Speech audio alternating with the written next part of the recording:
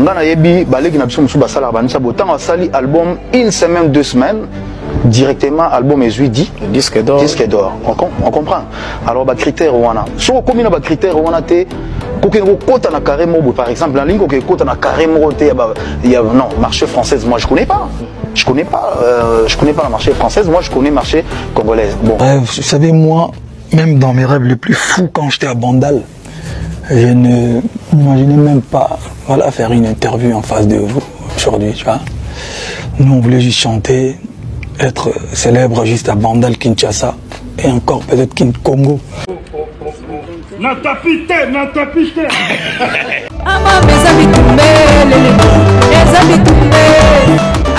la musique.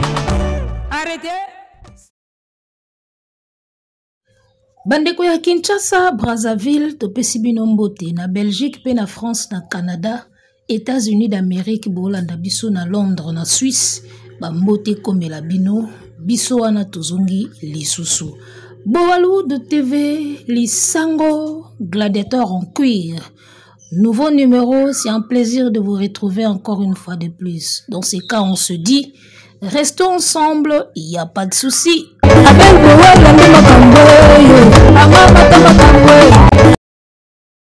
Ferregola s'impose à la 3e position parmi les artistes congolais le plus streamés en France, mesdames, messieurs. En 2025, Billboard vient d'établir le classement et Ferregola occupe la 3e position parmi les artistes congolais le plus streamés en France. Esengo, esengote. Oh baloba ça commence à viendre yangoyo na tapite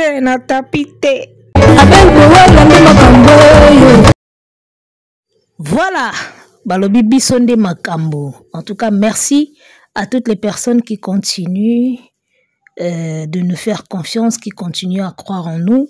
En tout cas Bollywood Family, Gaulois Family, Gladiator Family, tous allons toujours ensemble, toujours bomoko derrière cet artiste Papa Hervé Togolonga, Tokokoma na destination, la rumba congolaise au bon port. Et ça va bon ouais.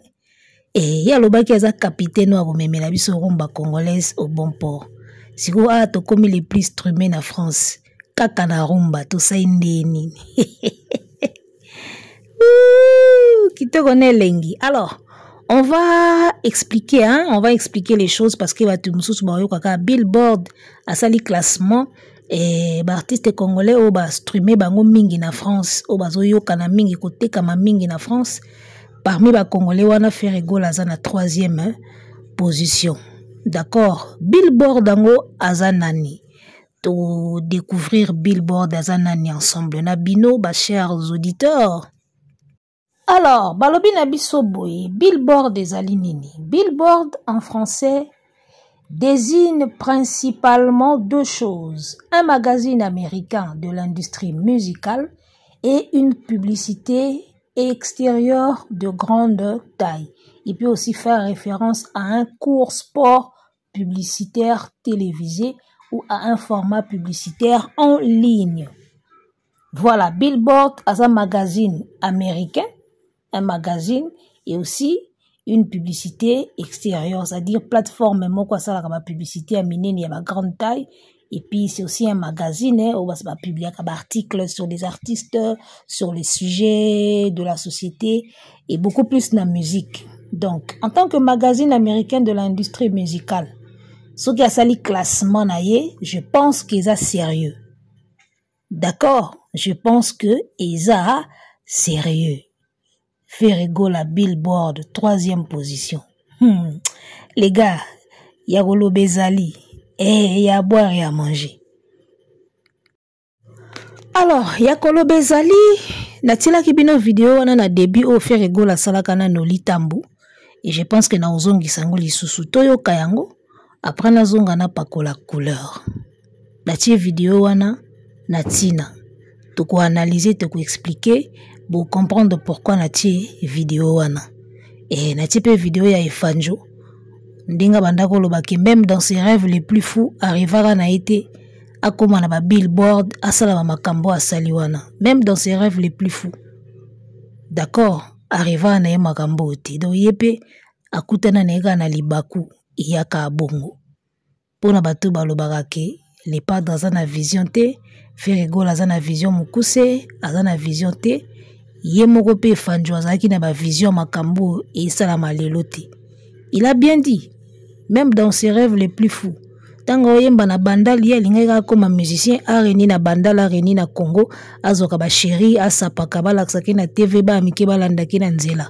Au départ c'était ça et après au fur et à mesure nde ezalaka moto azotambola nzela ezofungwama azomona encore clair et abandi kosala bamakambo mosusu donc topesaka ye connotation moko boya motu moko arriva makambo depuis kala non ye moko alobi yango dans ses rêves les plus fous ezalaka nango te.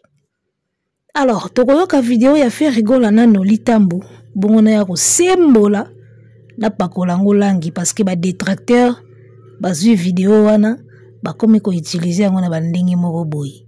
Awa Ferregola koti na 3e position na Billboard les plus streamés na France.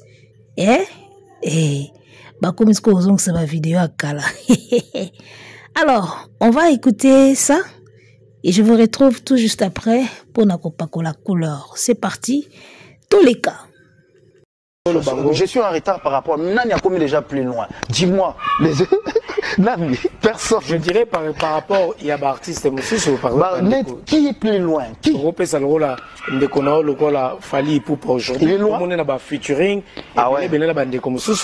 Et puis peut-être dans la nomination on a Mboka Mususu P. Par exemple, tu repères ça kaka. Exemple wana.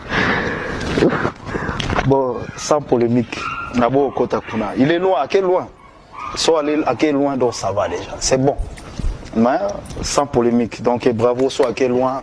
Bah disque d'or rébellé. Bah platine, bah tout ça. Yebi, bah les gnabsou msou basala bah nisa botan a sali album une semaine, 2 semaines. Directement album est dit disque d'or. Disque d'or. On comprend. Alors bah critère wana. Soit combien de critères wana te. Kota na carré mobo par exemple la ligne kota na carré mobo te il y a non marché française moi je connais pas la marché française moi je connais marché congolaise bon point la ligne ça sardina qui kota banza boy en fait je réponds par rapport au...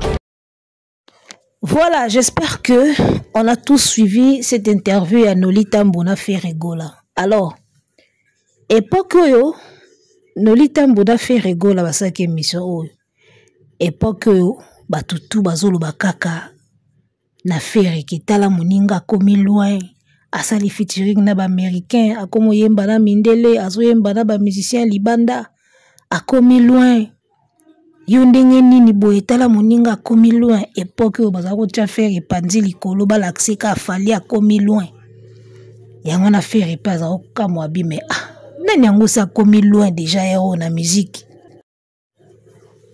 On a les pas d'azolo, mais bino boulot baka muta komi loin. Mutonga komi loin. Ba nomination na ba biti, ba nini.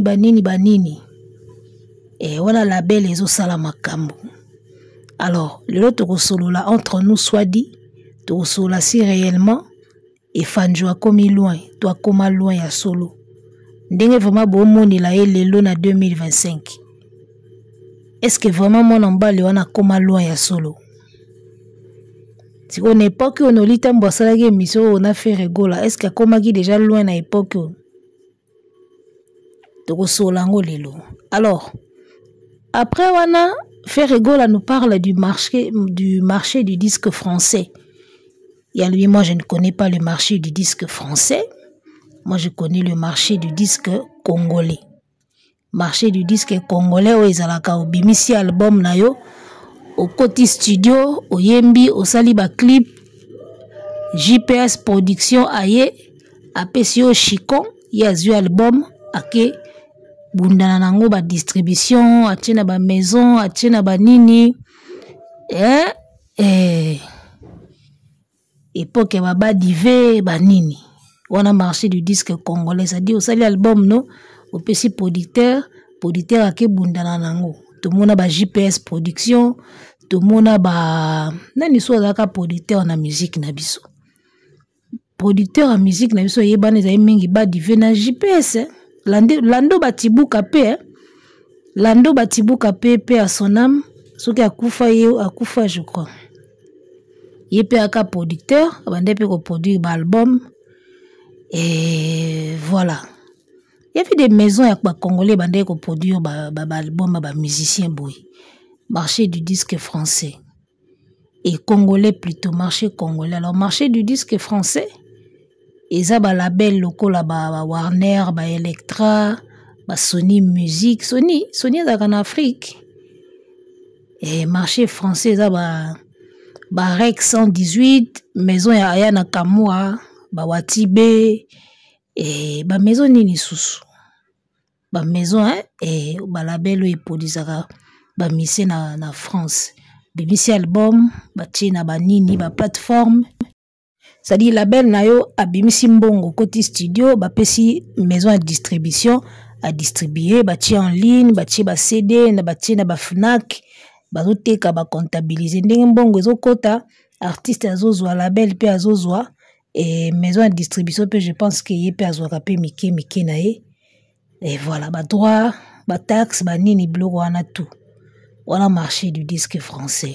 Alors Ferre disait que il ne connaît pas ou il ne connaissait pas le marché du disque français à l'époque. Oui, parce que je crois qu'il y a des producteurs kaka ya ba congolais. Mais alors, Naïf Sarabino, je crois na lobaki yango lobby, et loko Eda et Fanjo, ils ont un label au yazwa na France. Tala, fali soki label wana ya France T. Nde fali abundanaka na ba GPS production awa. Nde mwana mai wana bundana neka na ba GPS production. Abimisi album na ye.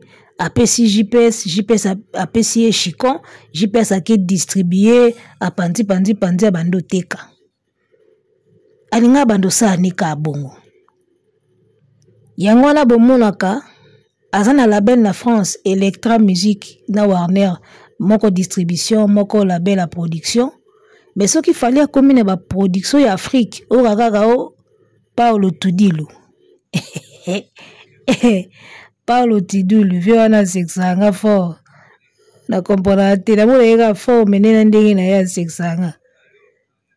Izo mona mutu wana label na France, mais na Angola mona Paulo Tidulu azo produire. Paulo Tidulu wana mbongo ndeni. Paulo Tidulu wana produisa afali, aza na mbongo ndeni. Oyo kaboye, fali azo beta na Dubai, o Mama Chimène production. Ozo mona tika zaneka na rythme ba congolais.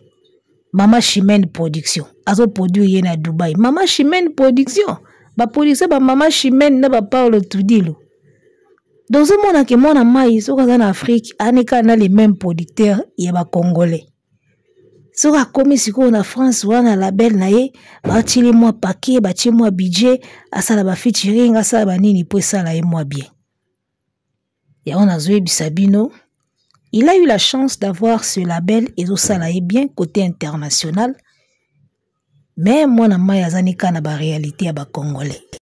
Le long na Canal Plus, Nathalie, moi c'est une malienne. Arobeta spectacle na salle, tala mindele beli batondi na kati. Une malienne africaine. Mindele beli batondi na salle spectacle na ye. Au festival T. Parce que ba fali na biso na ba wera na biso na ba fere na biso soki bazo beta concert na poto mindeli batondi ezalaka festival mais concert ya yo moko na kati ya salle mindeli batondi la onde batondeli mwana mwasi oyo et pas fali na ona mona ngote hein? Donc en parlant de fali a commis loin na yebaka te tolobaka ngo penza pour vraiment commis loin to bon na mindeli hein? La spectacle africain, il y a mon amosi africaine. Au festival des spectacles na yé moko na salle. C'est qu'on n'a jamais vu et pas à Ifanjo. Donc il y a encore du chemin à faire. C'est vrai que il a misé sur sa visibilité, il a misé sur sa promotion et payé beaucoup de visibilité par rapport à l'artiste congolais belé. Ozomona. Mais est-ce que réellement loin au tozolo bapena ya loin a commis loin à loin? Est-ce que réellement commis loin en il a de la visibilité plus que beaucoup d'artistes congolais, oui. azana label na yezo poussé bastrumaka e mingi ozomona. Mais moi je peux parier que Efanjo ne s'est pas encore imposé en France. Jusque là ça na niveau communautaire ndemo na ba fere na ba wera na ba wata. Botala la caméra, botala ba concert na eto abeti na France. C'est simple, bokeka na chaîne na ye, botala ba concert tout abeti na ba trilogie. Na oya ba rideau abeti na ba province. Botala batu bakotaka wana que des Africains. 80% ba Congolais. 10 ba Sénégalais, 5 ba Maliens, 10 ba Ivoiriens, 15 ba Camerounais. Et kendaka bongo. Ozomona. À miser la visibilité, à miser la promotion, mais à s'imposer dans la France, na public vraiment mindele. À s'imposer dans le thé. À un niveau communautaire, à pour la communauté africaine. Parce que rien qu'à voir les images de son concert, bon mon aka ke beto na beto beto na beto ka ande na ba concert ya ba fali wana beto na beto kaka. Tolongwe wana tozonga siko na Billboard. Voilà le classement est là, Billboard le classement. Première position Fally Ipupa, deuxième Koffi Olomide, troisième Ferregola, quatrième Dena Mwana, cinquième Moïse Mbie, sixième Faveur Mokoko, septième Adorant l'Éternel, y a Papa Nabisoalem Moloto, Gaël, huitième Roga Roga, l'homme de Bokoko, neuvième Gaz Mawete, dixième Inosbi. Voilà le classement. Nga plaisir nangai kombo ya Inosbi, kombo ya Ferre, na kombo ya Koffi en deuxième position. Alors, tout sembola siko ba analyse. Prenons le cas de Ferregola d'abord, avant de tuer na cas ya Koffi. Pour un artiste qui n'avait pas encore 1 million d'abonnés na chaîne nae, Kokanga troisième position déjà, le plus streamé na France, en tout cas, on doit dire bravo. Pour un artiste qui n'a pas de label en France, Kozana troisième position, n'a pas stream les plus streamés, et que Billboard mouta publié bino. Ferregola, on peut déjà dire bravo. Ozomona, pour un artiste oyo, et baloba kesala ka ba forte nanani nanana azana ba moins d'abonnés na ba page nae, Kozana déjà na troisième position, il y a les plus streamés en France. Ils ont un record. Ozomona, je dirais même, ils ont maman na record. Donc, Ozomona que tout ce que Efanjo a comme appui, comme support, Ozomona, comme entourage, Yena Ferre, Bazaka proche. Donc, Koffi ka mutakaboli bango. Koffi ka mutakaboli bango. Donc, sur mon pas à baisser les bras, Ferre mbala moko ayewana. So pe Fally pe baisser les bras, Ferre à côté na première position. Et c'est possible pour que Ferre longwa comme à na première position. À vous les Gaulois. Les Gaulois, à vous maintenant les claviers. Les Gaulois, à vous les claviers. Ou à nous les claviers. Ozomona. Donc, possible les alliés Billboard à Zonga Pierre Oloba Ferregola en première position parmi les artistes congolais les plus streamés en France. Ferre Fozo en première position. On va vraiment booster pour que Ferre a matana première position, a comme les plus streamés en France. Tala sikoyo, mupiko ba featuring, oye Fanjo Sala na France, na ba français pour streamer belé. Ya omoni makambo jazz kavulu alobakaki. Ferre aleki Fally. Jazz azolo bango mingi na bemission. Abi makambo tout Fally asala na apuya badaju. Bayana Kamura, babuba. Ferre azo sala ngoye moko. Sur Billboard, magazine américaine. Magazine soki américain. Un magazine, voilà. Magazine américain. Asali pena classement na ye. Fally, Koffi, Ferre. Fally soki akomi wana. Nga na omona daju. Na omona Aya Nakamura. Na omona Buba. Na omona Arkeli. Na omona MHD. Na omona Matt Pokora. Na omona K-Black. Na omona Naza. Nalingiye, je ferai tout pour un nalingiye. Mannequin, oh, mannequin. naomona Nino omona naomona Nino déjà devait quoi au 7e ciel ozomona sikoyo oza na première position na France bato wana tu batya yo poids sikoyo faire à côté na 3e position na poids ya nani omona kezaka na poids ya bafanatique na ye parce que jusque là nayebi te faire featuring nini ya makasi anango na France peut-être basala na droit peut-être basala na droit j'ai tout donné basala na watibe wana telema la muka la teo kosakada te kobude te la vie sans combat barrière d'accueil civil et deuil tu subis ça sans réagir à l'heure où la faute est qu'il y a des faux de feuilles ozomona peut-être j'ai tout donné wana baimba na dry ou bien caresse o baimba na singila nakanga matoi na nyeso balobaka po na yo ozomona peut-être 2 featuring wana ya singila na ya dry mais ezaka 2 une grande partie ya banzembo aferi ezaka nango ye moko na ye moko ozomona alors occuper 3e partie pour na moto ayembi na ayate na bubate na gimsite na MHDT na keblak te na nazate ayembi na hero oui ayemba pe na hero ozomona ke trop d'efforts pour Efanjo peu d'efforts pour faire mais bakutani na banka na billboard bozomona makambo ngo tolobaka siko imaginez parce que na France wana y a les poids lourds et il y a les poids légers. Fally a fité des poids lourds en France. Il a fait plus de featuring na ba poids lourds. Lui, il a ciblé des poids lourds. Aya Nakamura, comparé à Hiro Lecoq, Aya za poids lourd. Droit et Obayemba na Ferré, comparé à Nino. Nino, c'est un poids lourd na France. Droit et Télématé. Singila comparé à Bouba. Bouba, c'est un poids lourd na France. Dans ce moment, Mouto a ciblé ba poids lourd na featuring. A eu première position, c'est bon. Mais Ferré, Oyazana ba poids léger, a Koutioka na billboard. Na 3e position, mais car eza musika te pour Kofi na 4 wana soka a blaguer kaka tiu. To landani, soki pe faut pas to komi pe na première, tête à tête. Ozomona. Alors, tozwa sikoyo aya Nakamura tope sa Ferré.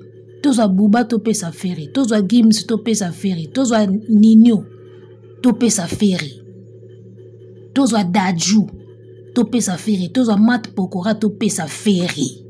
Yaya, boza sûr que moi on balue au téléma na classement. Na ebite tozwa bato wana nyonso baziyembaki na tokos 1 tope sa bango Ferré. Boza sûr que Efanjo téléma na classement ya stream les plus streamés en France les sous. Bozo mona makambango jazz alobaka. Bacha yo poids et pas ba français. Au comment na ba position. Ce qu'on fait remoto bacha yo poids mingi te. Poto golo ba peke ba featuring wana sala et pesa pe makambo parce que les cas pe inaperçu te. Donc on peut dire ça quelque part que moi featuring wana peut faire sala na dry na singila et fungola et pe moi makambo. Parce que na souvenir ya concert oyo abeta kana singila awana kini. Plein oyo ezalaka on et puis batu bazo yemba nzembo wana ya caresse. Pour sentir que public elandaka. Pour sentir que public elandaka. Ozomona. Donc tozwa sikoyo bato wana nyonso bayemba na tokos 1 na Fally topesa bato wana nyonso bayemba pe na Ferré na album Harmonie nayebisi yo me bokoluka Fally na ba streaming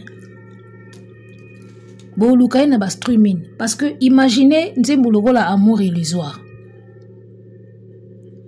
Ferré asali yango na Pokora parce que ça na moi ba tendance ya ba M Pokora. C'est un amour étrange. Mat Pokora yewana. C'est tous les à nos actes manqués. ozomona. Donc yanga na yebisaka bino eza na mutu mosusu aya mbangu po ayebi ke nabotami na mboka ya banduliste ba meilleur que moi baza le temps batimbela ba makambo tout so na ke vitesse na obima na leki bango po makambo tout nga nazo timbela lelo so bango tout batimbeli yango ba koma na bango kutu peut-être kolekanga ozomona tozwa faire etopesi label na France na ba mai wana betela biso ya ba world wana parce que naebisaka bino ke Fally pensait qu'il fera la musique urbaine mieux que tous les rumbistes, mais ferait compliqué. Vous allez vous rendre compte que même Charlotte Dipanda, qui est l'amie à Fally, elle n'a jamais apprécié une de ses chansons urbaines. Ya lingaga ni sa mingi. Mais pas ferré, à Lula amour illusoire.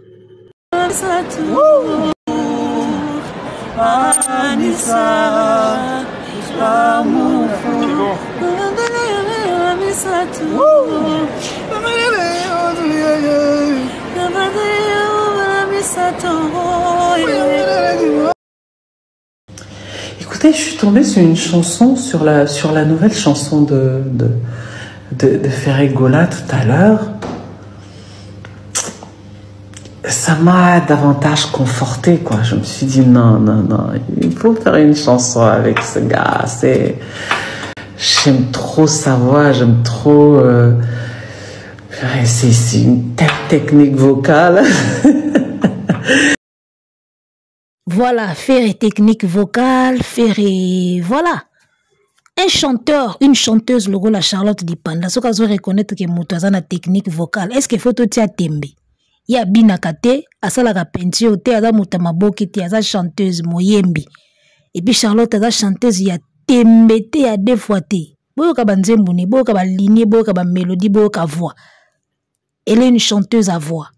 Ce qu'on doit faire, c'est une technique vocale, faire nini, tout ça. Donc il faut to kotaka à doute. Eh? Faut to kotaka à doute. Tant ba Charlie li bandi, ba oya ba ki faire boyemba te, une chanteuse internationale boy. Azo reconnaître technique vocale ya ferré. Ayoki amour illusoire. To koteka à doute. Donc voilà, vous allez remarquer que Charlotte Dipanda a ça la musique urbaine bien. Na recommandé bino nzembune moko les cahiers. Boke yoka les cahiers. Je l'ai perdu avec mes cahiers. Ozomona. Boke yoka nzembu wana les cahiers. Boka musique urbaine. Boka na texte na mélodie na nyoso. Donc elle est forte na musique urbaine. Elle sait reconnaître babiloko. On remarque que Charlotte apprécie nae plus rumba ya Fally ya Anissa. Et pas Ferré apprécier la chanson urbaine, amour illusoire. Style ya variété, variété slow français ou variété française. Donc, pendant que Fanjo pensait qu'il fera la musique urbaine mieux que tous les rumbistes, Ferré est compliqué. Ferré est compliqué. Ayeko compliqué. Donc, au moins, la rumba qu'il a appris chez Kofi, à ça la rango bien. Moi bien. Pour papa mbaloba y machine les kito. Tout le baké ça la rango moi bien. Au moins, la rumba, bazo reconnaître que et kindara moi bien. Mais la musique urbaine, Charlotte Dipanda zana nzembu mon côté, ya Fally ya urbaine, o ya kifa boy. Azo yoka. Bouke na TikTok, bo mona ya azo yoka Anissa ezo beta azo yoka osa vidéo. C'est sa chanson préférée. Et pas Ferré, amour illusoire. Ozomona. Donc, même na côté urbaine, Ferré ka ko gogola yo. Tozonga sko na Billboard. Ferré go la 3e place, le plus streamé en France. Après tout ce que Fally a fait comme effort, après tous les featuring que Fanjo a fait, Ferrego la vandelier quand même na 3e position. Tozo siko ba ninyo ba yana kamura ba buba to pesa Ferré. Boyo kele mawa. Yonga na oloba. N'habiter ce qui est pas évangélisé, la manque de confiance en soi. On dirait un manque de confiance en soi. Ça dit qu'il ne croyait pas que pour s'imposer la musique dans le marché du disque français, à quoi il a payé Moko. Toi, quoi il y a moins de featuring et Simba. Il ne croyait pas. Donc, il faut piku la penana nduka mo piku yaba poilo onyo sur la musique à France pour s'imposer bien à France. Alors, posons-nous la question. Depuis nduke la biso, ba poilo onyo sur la musique française na France wana, ba aya ba buba ba pokora. Vous pensez vraiment que moi na mai a s'imposer na ba couche mosusu à part ba africain na France wana? Nga déjà na ebi que na France fallait azana una communauté congolaise. Et azana on na communauté congolaise donc ndenge mona Kofi, ndenge mona Ferré, ndenge mona Inosbi et communauté africaine pardon. Tout les africains surtout bi congolaise ça sera trop peu. Parce que Charlotte Dipanda déjà zo sepela na amour et l'histoire donc ba Camerounais pe ba yokaka. Ozo mona donc na France wana toi non ka na niveau communauté africaine na ba Inosbi, na ba Roga Roga. Na Kofi Olomide. Donc, voilà. On a qui parti pour naka ya Ferré. Alors, ndenge papa Hervé azo kende boy, ba goloa tola la te photo comme na première position. Ferré fois comme na première position, il y a l'artiste congolais le plus streamé en France. Surtout après les regards de moi et l'amour illusoire ouais, à Pessibiso.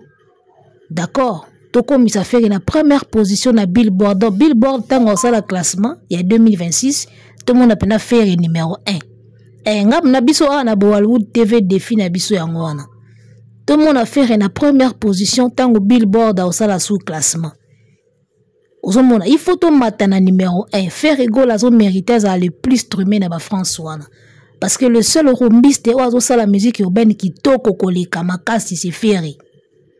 Charlotte Dipanda témoin, ngamo na confirmé yango. Yebo zele na ba Anissa.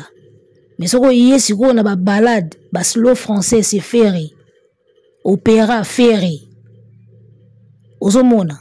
Donc moi, je pense que Ferré Gola peut bien s'imposer sur le marché du disque français, qui autrefois, banda ko lo ba yebite, a yebi marché du disque français, mais les lois à troisième.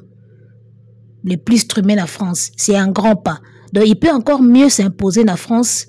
Et Ferré Gola peut faire mal la musique urbaine.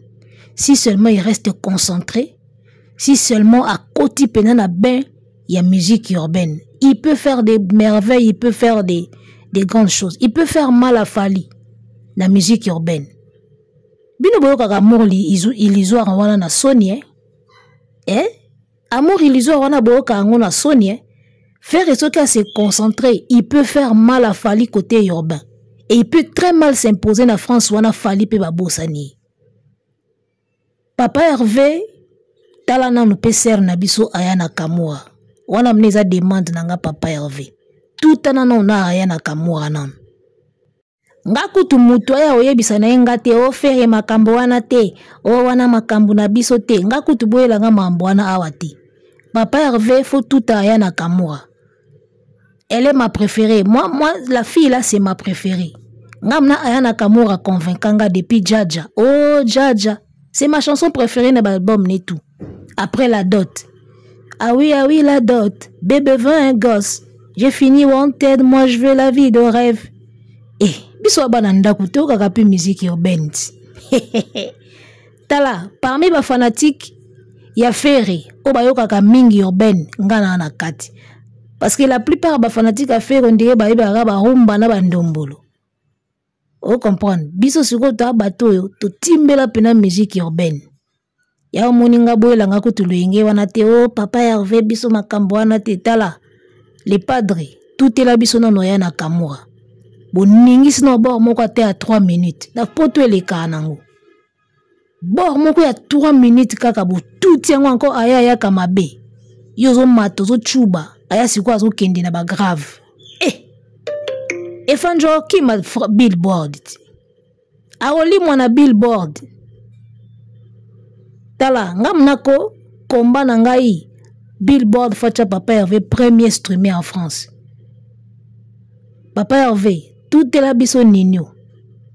Yozo chuba siko nino azuya na ba grave na ya chagawana.